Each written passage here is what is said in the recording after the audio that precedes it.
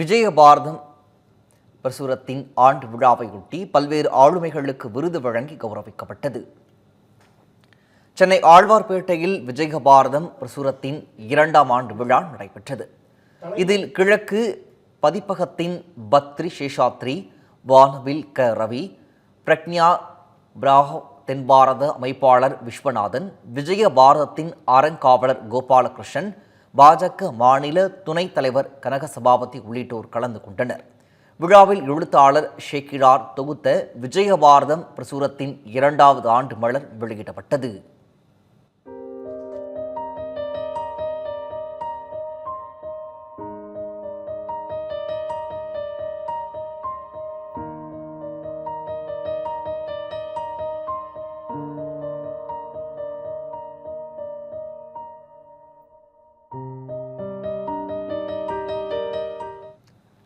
இந்த நிகழ்ச்சியில் கலைமகள் பத்திரிகையின் ஆசிரியரான கீழாம்பூர் சங்கர சுப்பிரமணியனுக்கு உவேசா வாழ்நாள் சாதனையாளர் விருது வழங்கி கௌரவிக்கப்பட்டது.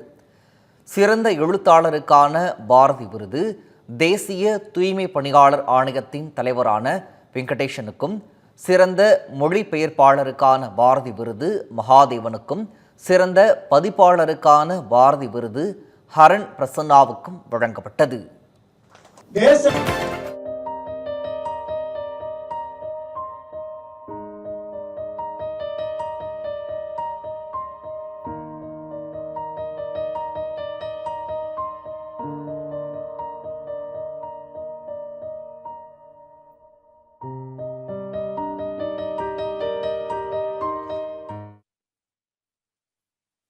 தமிழகத்தில் கடந்த பல ஆண்டுகளாக விஜயபாரதம் இதழானது தேசியத்தையும் தெய்வீகத்தையும் வளர்த்து வருவதில் மிக முக்கிய பங்கு வகிக்கிறது. இந்த திராவிட மாயையின் கீழே நடந்து வரக்கூடிய தமிழக சூழ்நிலையில் விஜயபாரதத்தினுடைய பங்கு மிக முக்கியமானது.